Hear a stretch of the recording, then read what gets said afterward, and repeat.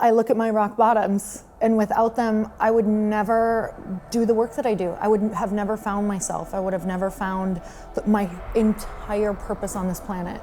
Your rock bottom is literally when there is nothing else, the whole reason you're here can finally come through, because you're stripped of everything and all you have is the internal. And that's when you get the most clear answers. Everybody, welcome to Impact Theory. Our goal with this show and company is to introduce you to the people and ideas that are going to help you actually execute on your dreams. All right, today's guest is a 3-time fitness world champion and self-made millionaire. But that's today. When she was a kid, she was relentlessly bullied for her weight. Yet despite years of being belittled by her peers, developing crippling anxiety, and feeling like an outcast because she grew up in an ultra-restrictive religious household in a tiny town, she still believed in herself enough to strive for something more.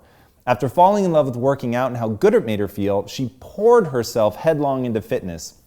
She began transforming her body, and it became her obsession. She read the magazines, watched anything she could get her hands on, and promised that one day she'd be the one with the amazing physique inspiring others.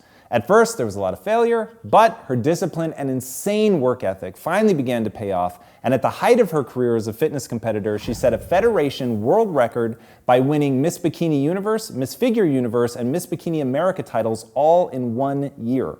Not satisfied with just helping herself, however, she began a training business to help other women reach their full potential. She quickly realized, though, that training the body without training the mind was fruitless, so she launched her next company, the Bliss Project, aimed at empowering women body, mind, and soul. Since then, she's also launched the Bliss Habit and the Body and Soul program, which include online courses, meal guides, and a massive community to help support each person's unique journey of transformation. She's also the host of the top iTunes podcast, To Earn Your Happy, which has been downloaded over 5 million times. And she is widely recognized as one of the top fitness experts on the planet. She's been on the cover of countless magazines, including Oxygen, Strong Fitness, Health and Fitness, and Prosper, and is a much sought-after transformational speaker. So please, help me in welcoming the TEDx speaker and author of A Tribe Called Bliss, the Queen of Bliss herself, Lori Harder. Thank you. Absolutely. A surreal moment. It is amazing to have you on. What you've done is a really incredible transformation. Knowing where you started and seeing where you end up is astonishing. And what I want to talk about is bullying, because bullying breaks most of the people that it touches. Why didn't it break you? That is such a good question, because I remember feeling like it did. There were so many moments of, when I look back, just night after night, crying in my bedroom. I remember looking in the back of my mirror and just saying the most self-loathing things into that mirror, and just feeling broken and wondering if tomorrow would be the day that I finally stuck to a diet. If tomorrow would be the day that I could finally feel like I was disciplined enough to not eat. Like, these were the thoughts that I was thinking at a young age. Like, I remember 8 years old saying these things in my head. It was this weird dichotomy of like self-loathing along with bullying. There would be these moments where it was like I knew I was meant for something bigger. It's like, maybe I'm going through this for a reason. And that's really when fitness was kind of, it's like when I would move my body, I would be reminded that this was maybe temporary. I'm going to do something big. Had no idea what that was going to be, but that was kind of the battling voices in my head. That I'll show you voice is something I find really, really interesting. Walk us through the story of the going to the swim party and that first time that voice really spoke to you. So, first of all, it's just so cool that you know all of this stuff. Like, how do you know that? So there was a group in my church who was having like just a get together going to a pool.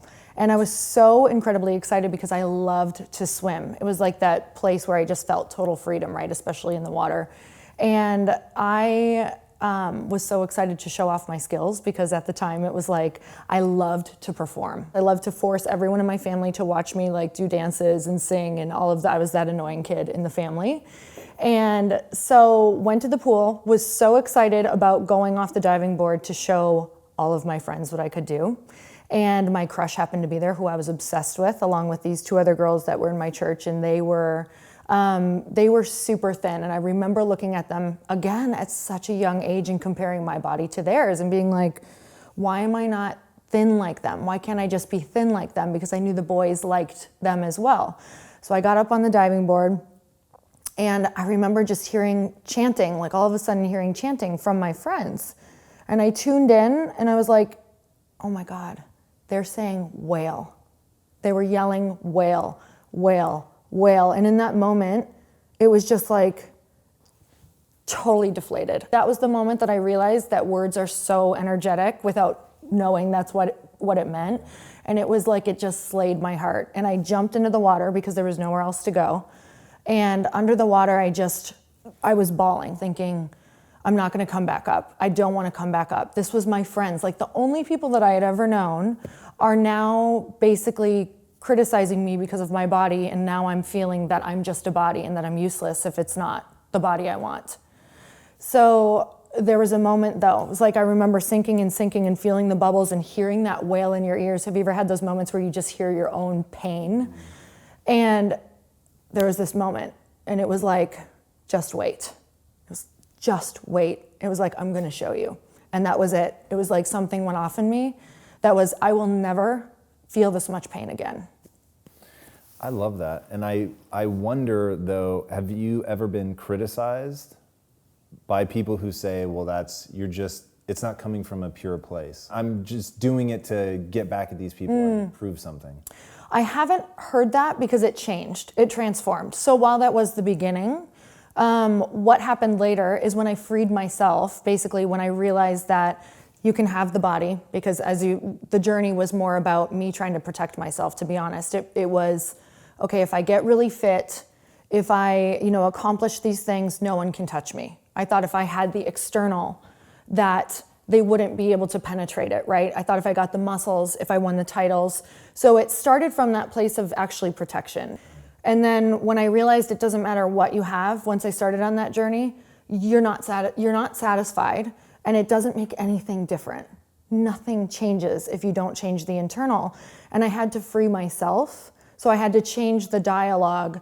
I had to learn to love myself, because no matter how much I changed the body, I wasn't loving me. It was almost like I could take that and turn that into self-loathing as well, still not being good enough. I started to realize that I wasn't happy, and I wanted to free myself and find what that really was that made people happy.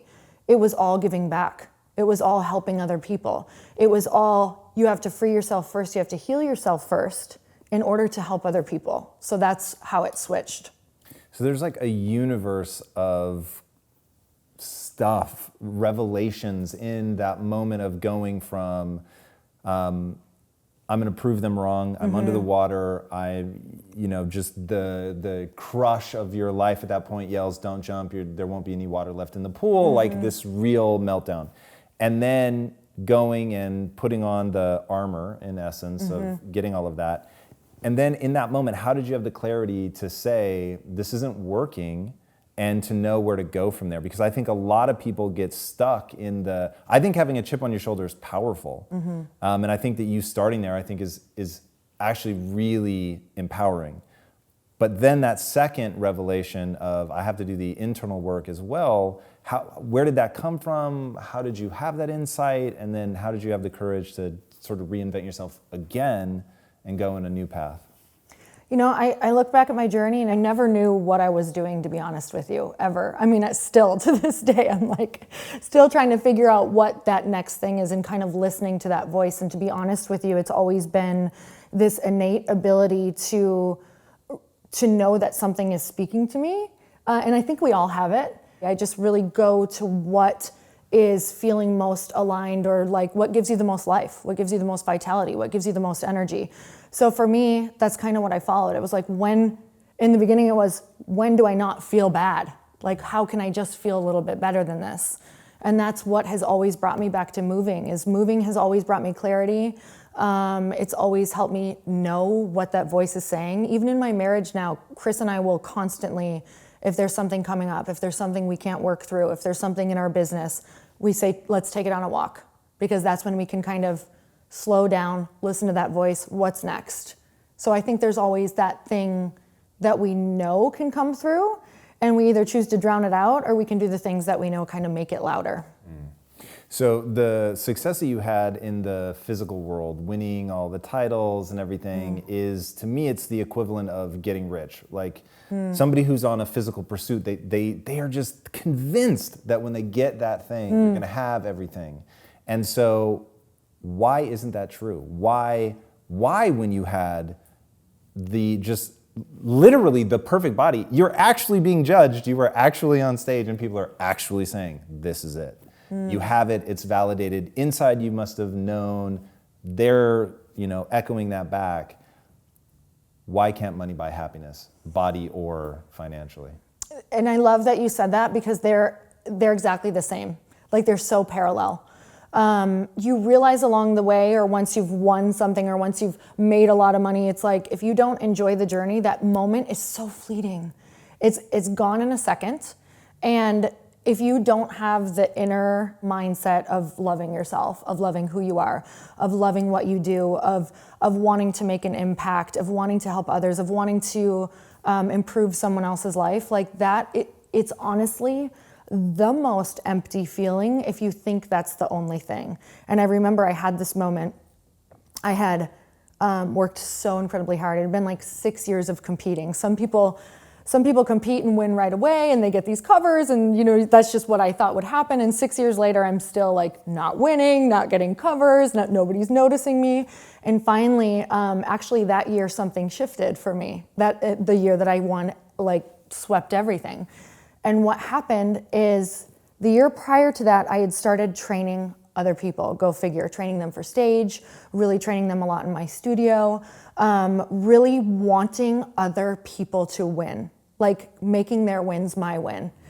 And what happened is, their journey became so much mine, and I became so just immersed in making someone else's life better, that next year, it was like I was so fulfilled and happy, and that just radiated. I knew that my purpose wasn't just the body. I knew that my purpose was so much bigger than this one thing, that all of a sudden I showed up on stage as a totally different person. Literally, people were like, who are you? What happened? And I had this moment of, I let go of thinking this was everything. And I actually learned that the journey is about helping other people. It's about, really loving what you do and who you are, but loving the fact that you get to do what you love for other people. And that it literally flipped on a dime for me. And that was a moment of, wow, it's never about the titles. Those things are amazing, don't get me wrong, I love them, I'm not gonna lie.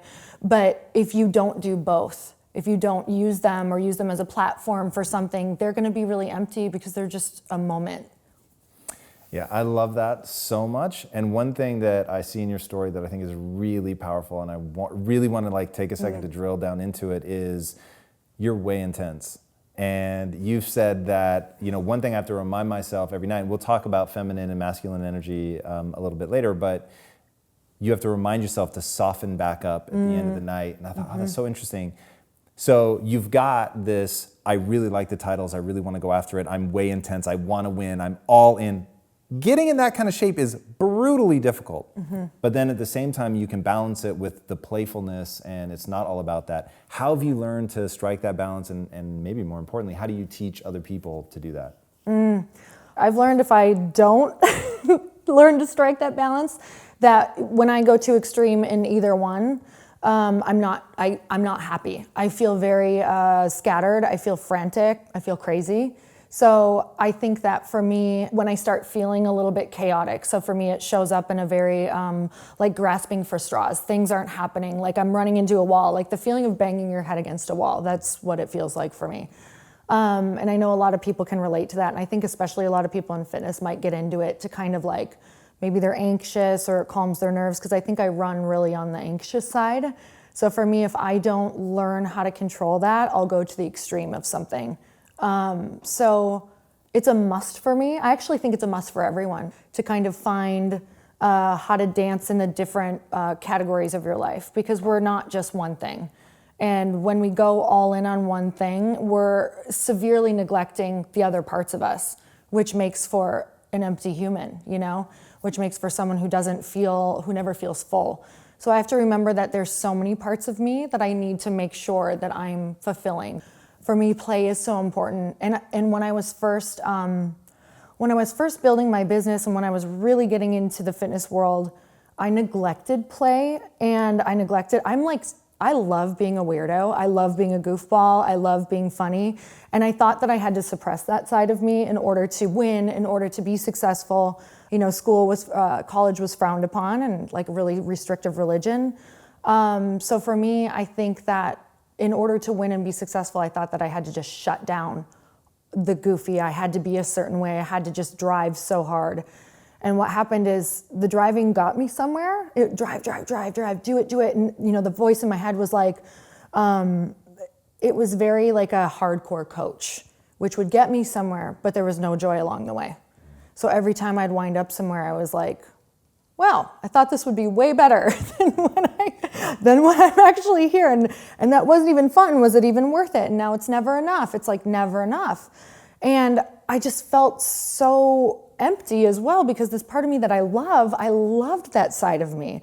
I loved the silly, goofy side. It's like that's when that feeling of really liking yourself and feeling alive. That's when I feel most connected to people. And that was another moment of, okay, I really think that all of my power might be in the complete vulnerability. And when I started sharing my story more of, I still have anxiety. Like literally when I sat in this chair, I was like, oh dang, like there's the wave again. I still have massive anxiety. I'm like a massive weirdo. When I started sharing those things, it was the people just came flooding in because they can see you. Like they can finally see who you are. And they want to know how you did it. And they want to be around you. And they want to learn, well, how did you get through? Or how are you living with that then? So you've got a massive amount of self-awareness. Do you have any process around that? So if you've got this intuitive voice that speaks, the walk obviously is a way for you to create the space to hear it. Like, what are some other things that you do to make sure that you hear it, to assess what it means? Because of course it doesn't usually speak in the clearest of voices. No, I love that question. I adopted the belief that everything in my life, no matter how sucky, was happening for me, that it had a message for me. So whenever I'm in the middle of it, it's always, okay, why could this potentially be happening for me? So I believe that if we don't get the message from the resistance or from what's going on, it's going to keep on coming into your life in different forms, whether it's a person, another business issue, something, a relationship in your life. It's going to keep on coming, trying to deliver this message until you get it.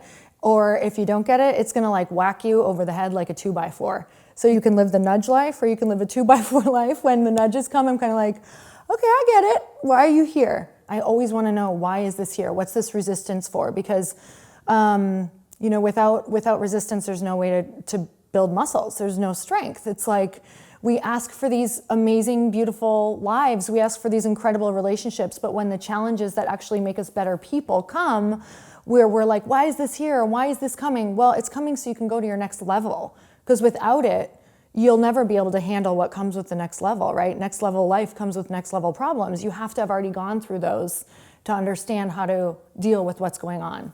I think that's an insanely powerful analogy, the weight resistance, all of it, whether it's physical, mental, emotional, super powerful. Now, I can tell you what to do when you go into a gym. I can tell you proper form, how to curl, how to squat, all of that. Do you have equivalents for the mental side where it's like, okay, I realize now this is the resistance. I ask, I get the answer. Now, how do I actually leverage it, deal with it, move forward? How do I reach that next level, like mechanistically?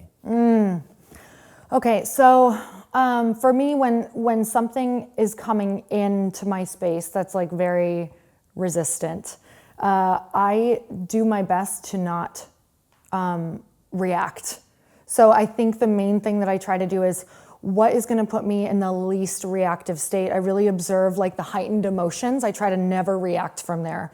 So for me, I tend to want to let the waves pass. So if you feel resistance coming up, if you feel frustrated, I think the best thing you can do is seek to find ways that make you more of that calm state. And that's going to be huge for you, right? You're in a relationship, you know that. So if you ever react from this place, probably not going to go well, right? Even in business, if you react from this place, someone on your team, something's going on, like you need to come back down to figure out what the words are to help to be able to have people understand you. Otherwise, when you're communicating up here in the heightened place, people are going to throw their walls up. The problem is you're going to come at the problem from an angle of just more maybe like attack or not an understanding place, which I think all business, everything is understanding humans. So you got to come back down to the human place and you got to come back down to compassion. So my main thing is I will do anything that I can, even if it's walk away, go for a walk, to come back down to the level where I can see all angles and also bring myself to a place of compassion. Because if it's business, if it's relationships, there's always a side that we don't see, that we're not understanding of why they reacted that way, why they responded that way, why this is coming up. So do anything you can, whether it's meditate, go for a walk, read something, say a prayer, anything to get back to neutral. That's really interesting. You seem to steer a lot by bliss. That clearly is something that's really big in your life, big in your companies. Define it for us, and then why is it so important? So to me, bliss is everything. So I've learned that bliss is the ups, it's the downs, it's the resistance, it's the good stuff. Like without those really hard times, you just don't get the euphoria on the other side. So bliss for me is everything that comes with the following of bliss, because the finish line is never as good as it seems. So for me, it's like, people have this utopian, euphoric idea of what bliss is, but those moments are so fleeting that it's learning to accept and love the entire journey along the way. And to me, the faster that I can accept the things coming into my space, that is blissful. Like when I can look at my day and go, wow, that was a pretty crappy day. And I still did, I kind of floated through it. There were tough times, but I floated through it more with ease. And I'm so proud of myself for that. And it's like, I think just the realization that it's all for us. It is all for us. And that is, the day-to-day is the bliss. I'm going to push you on the notion of it's all for us so that people really understand what that means. Even I'm not sure I understand what people mean when they say it. So what do you mean when you say it's all happening for us? So I look at everything that has happened in my life that I've tried to wish away before. And let's start with a real specific example. Let's talk about Cancun. Okay. So that's a great example. So that was a huge traumatic incident in my life. I had gotten kidnapped by a cab driver after after drinking too much, after being 18 years old, being in a cab for 8 hours, thinking that I might die. But looking back, I had some massive moments of clarity. And also I was on such a trajectory of going downhill. I was drinking every single night. My roommates were bringing drugs into the house. I was doing anything to numb out at the time because I had just left my super restrictive religious home and just went wild because number one, the guilt of leaving that was huge, and also not knowing who I was and not really knowing what my path was, not knowing, because going from thinking I was just supposed to go door to door and preach to this open world of what do I do? And I kind of just left this whole tribe of people that I knew, and now you're on the outside and you don't have anyone. Basically, I was going downhill really fast. Like I was just on a terrible path. So I kind of think that was my 2x4 moment of you're not going to get it unless something really big happens to you. And something really big happened to me. And at the time, do I think that was for me? I don't wish it upon anyone. But do I think that maybe I would have woken up? Maybe not. It was a huge wake-up call for me. It's interesting. So I'm going to fill some details in on that story for people listening that haven't heard it before, because I really want them to hear what you just said, which is insanely powerful. That you were kidnapped, literally, taken in a taxi, you were beaten, choked out, woken back up, choked out again. This went on for hours and hours and hours. like a full-blown hostage situation where he's trying to get money out of you, but you don't have any money, and that's only making him more angry. You have your moment of clarity, you start talking to him to try to connect on a human level, you de-escalate the situation, and finally after 6-8 hours, whatever, I mean, think about that, it's a crazy amount of time. The first time you said it, by the way, I thought you were just saying, oh, it was like a really long time, not realizing you actually meant 6 to 8 hours. Mm-hmm. Finally drops you off, you survive, but chipped teeth, blood everywhere, I mean, just madness. And yet you look at that and say, there was such a powerful lesson in that's still a for me moment. Mm-hmm. Are you, which by the way, like is earth-shattering, and if people really hear what you're saying, hopefully either it will change their life or they're not listening. Have you ever heard Tony Robbins talk about how, ask yourself how the worst thing that ever happened to you is actually the best thing that ever happened to you? I think so, yeah. Mm-hmm. Is that one of his events? Mm-hmm. Does that line up with what you're talking about? Mm-hmm. Yeah, I think that's insanely powerful. Who taught you to do that? I don't think you can teach someone else to want it that badly, because I have tried that with my family. I've tried that with, when I used to own a gym. And I think that's one of the hardest parts about being in the transformation business, is that your work is to release the ones that you want it so bad for, so you can find the ones who are ready. And that is like detachment at its finest, because you can put your self-worth on their transformation and result. And if they don't want it, you can pour your whole life into them, your whole self into them, and you'll leave dry, you'll leave empty, because they have to be equal energy on that path. Like they have to meet you. And that's been my life's journey, honestly. Super vulnerable, but with my family. Like the detachment is the hardest part of knowing that if I go back and try to pour in again, I lose myself.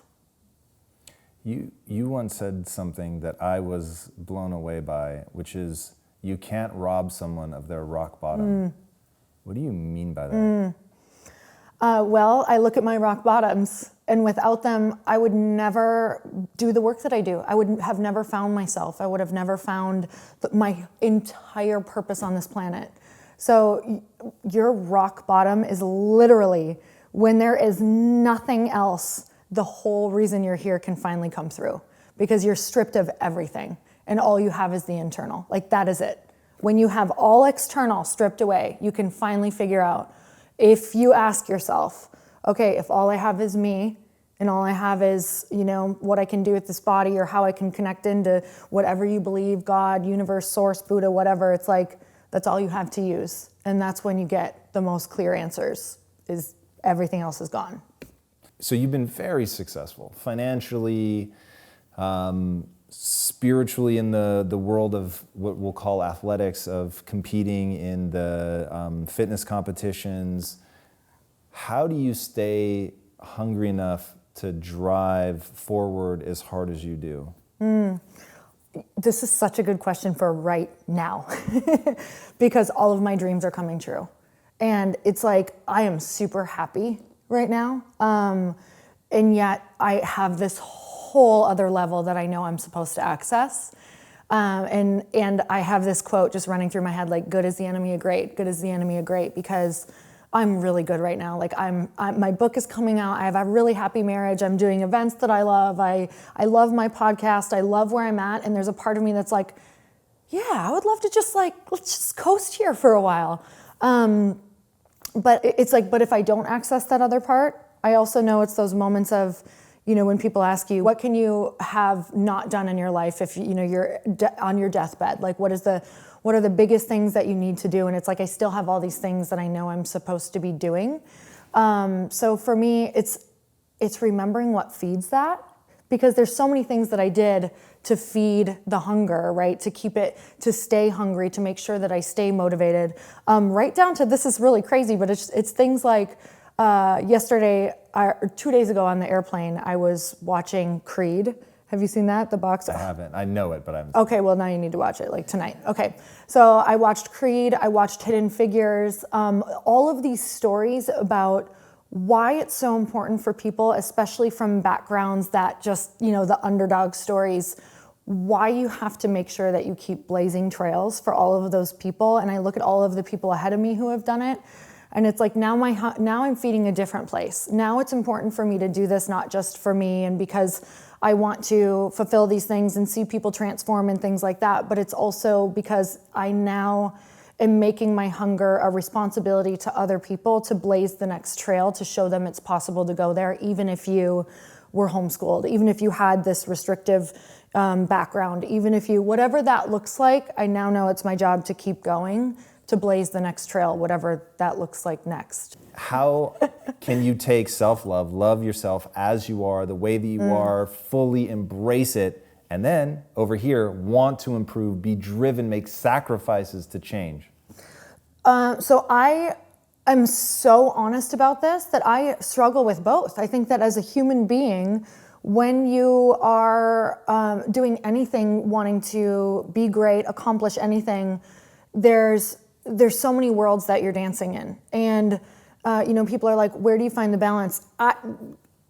You tell me. I don't know, because I'm always dancing with balance. And I think that's the balance, is that you're constantly going too far on this side, okay, come back here. Okay, too far on this side, okay, come back here. And for me, that's actually what balance has now looked like, because I can hear that voice coming back of, okay, this is your identity, get really fit, do this, do that. And I'm like, okay, you're actually doing things that aren't feeling good anymore. And when it starts to get to this voice of like, neglect, of almost like that coach of like, if you do this, you won't have that. And that's not a good place for me. So when that voice starts to come in, I'm like, okay, how can we pull it back? How could we maybe, instead of that crazy intense hour-long workout and then going to the work, go to another workout that night, or go run 6 miles that night or 3 miles, like how could you move your body in a way that you actually enjoy?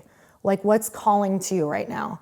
So if you must go move your body, could you maybe dance? Could you just go for a walk? Could you listen to a podcast? Like how can you find the voice that's more centered, that's less like drive, drive, drive? Because I also know, because I'm really aware that voice can be powerful, but it's not long-term for me. It's got a big drop off. So it can get me up the mountain, but I will fall off the other side. And the comeback is so long and so hard that I know that I have to soften and come back to the middle. And is falling off burnout? Yeah, it's burnout. I don't ever want to eat another healthy thing. It's zero energy. It's zero inspiration. It's extreme to the other end. It's really interesting. What do you say to women that are deeply unhappy in their body?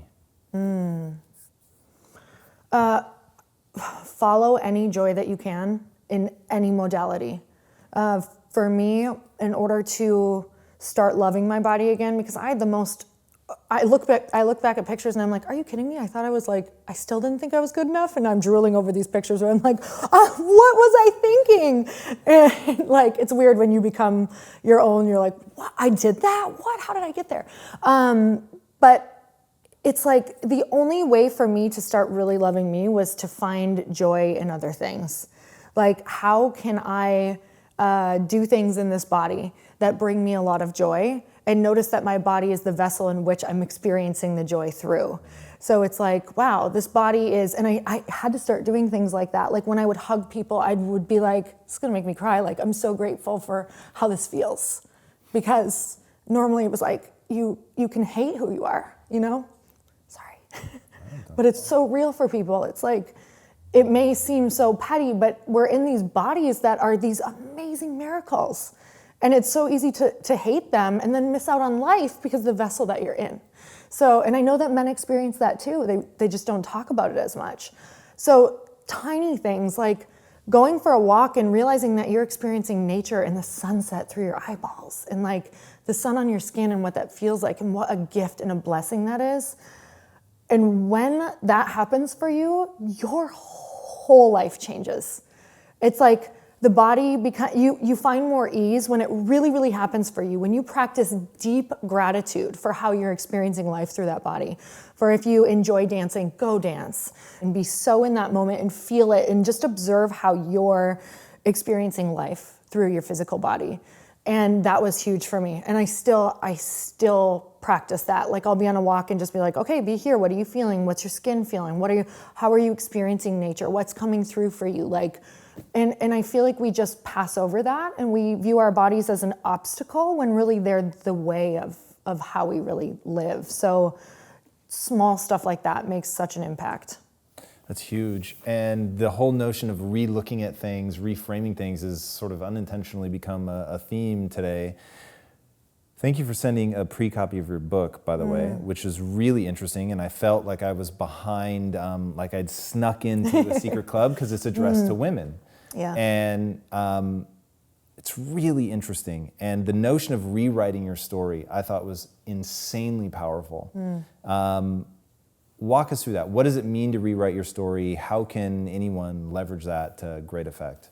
And I love it's like so full circle today because rewriting the story it was so powerful for me. I was actually at a Tony Robbins event where he has you really go into like, what is this thing that's playing in your mind over and over and over? We all have these ideas in our lives of why we're not able to be as successful as X or this person, or why this is not for you, right?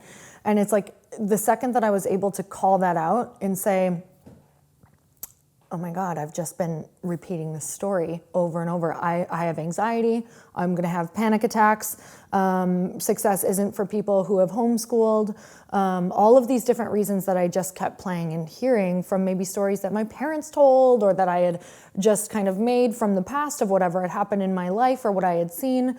And it just was that concept of like, what if you just freed yourself? Like, what if you just took the idea that maybe that was happening for you? And it kind of just, the whole idea that hearing other people's stories, that it's like that has helped transform them. And that's actually been the catalyst. And that's been the reason why.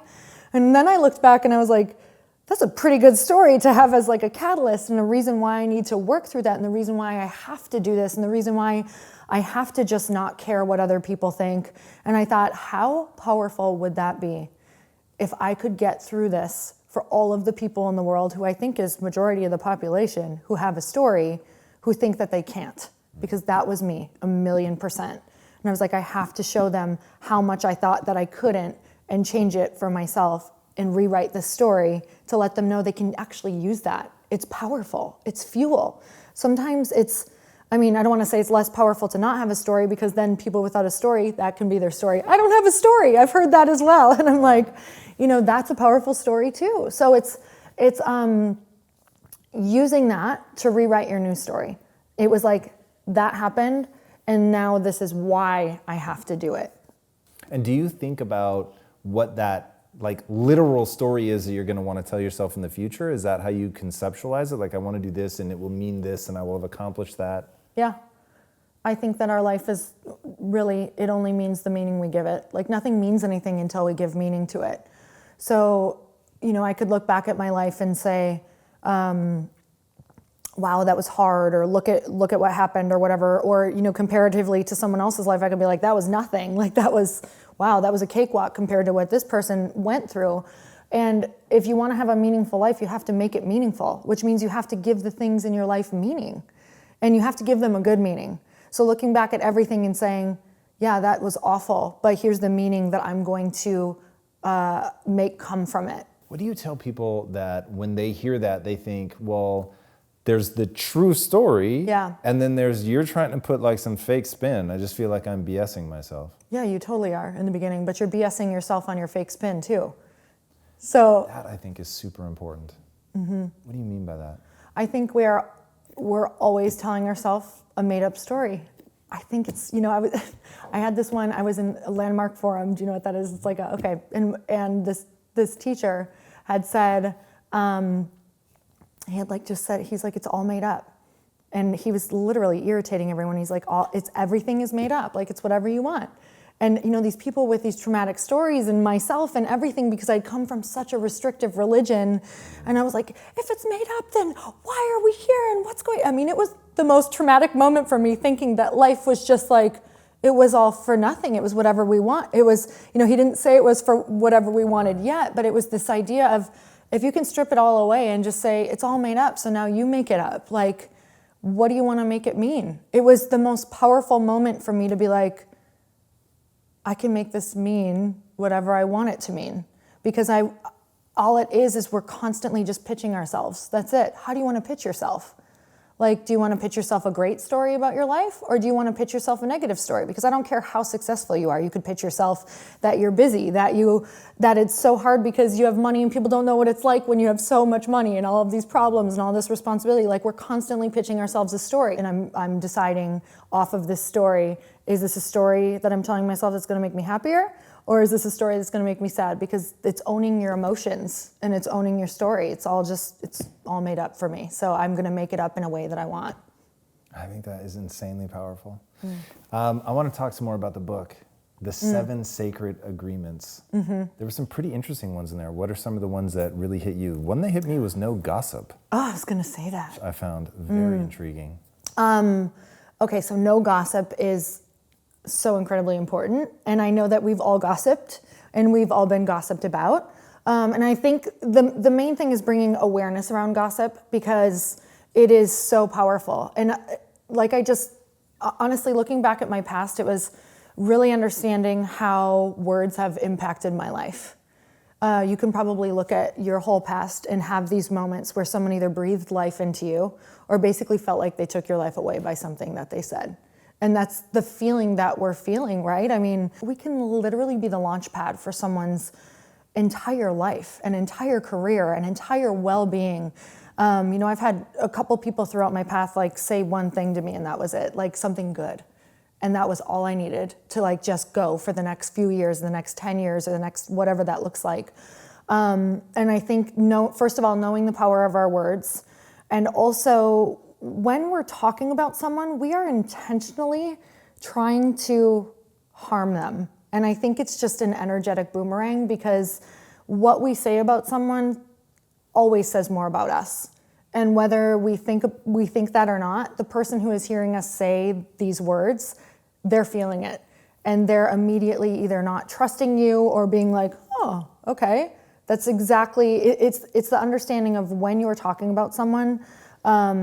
People on the other side, I'm very aware if someone's talking about somebody to me, it's just a matter of time before I'm the feast for them.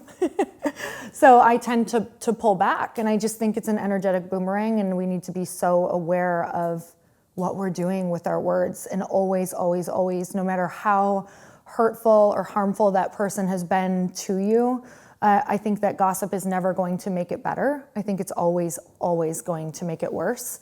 And I think there's a good kind of gossip and a malicious type of gossip. And I think the good type of gossip is with those really close friends that you can always hash something through with, and that you always have a solution-based conversation. So it's like, hey, can I talk to you about this person? I want to talk with the intention of releasing them, forgiving them, or figuring out a problem. But first of all, I need to say what really happened. Can I have the space to know that this is a safe space to just be really real? Let it all out, get angry, cry through it, say how horrible that person is, move through that emotion, and then have those other people hold that space for you to be like, okay, well, now what? How do you want to get to the peaceful place?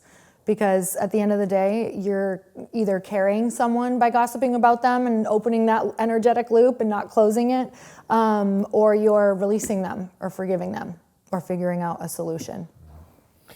What's the purpose of the 7 sacred agreements? The purpose of the 7 sacred agreements is to give people tools to work through anything that comes up.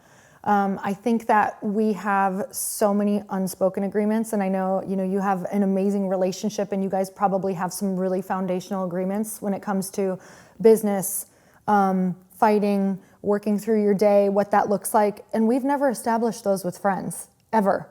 We've never spoken about it. We've never been like, hey, I want to be your best friend, but what do we do when life gets really hard? Or what do we do when I hear that you kind of said something about me that I didn't want, to be said? Or what do we do when I have this expectation of you and you totally don't reach it? We enter into these relationships that we want for life with 0 agreements and 0 way to talk through them. So what happens is we end up having all of these disposable relationships. And the second something hard comes up, we're like, see ya. It's just easier to write it off or to let it go because you just don't want to deal with it. You don't want to confront it. Maybe it's been too long. So the agreements are really ways of entering into relationships with agreements or having the relationships that you already have and learning these agreements moving forward. Very cool.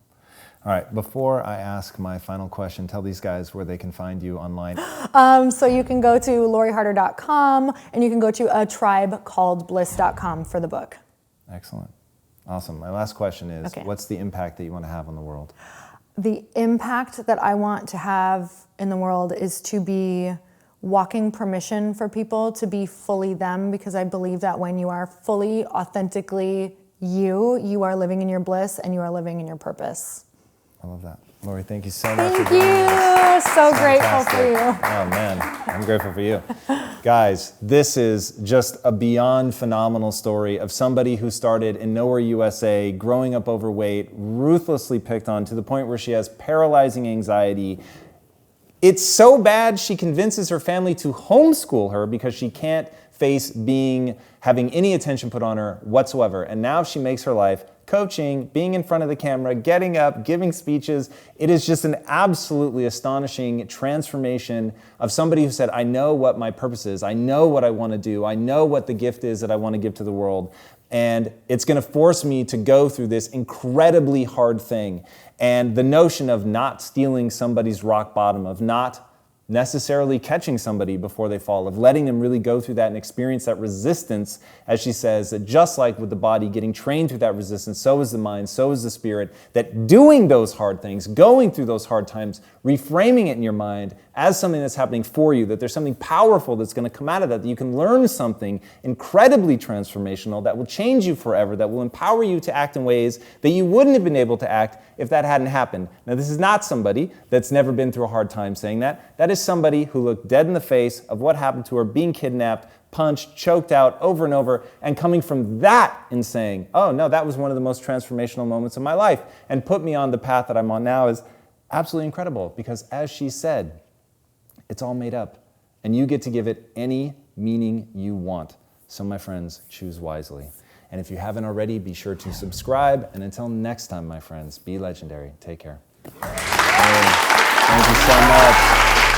Hey everybody, thank you so much for watching and being a part of this community. If you haven't already, be sure to subscribe. You're going to get weekly videos on building a growth mindset, cultivating grit, and unlocking your full potential.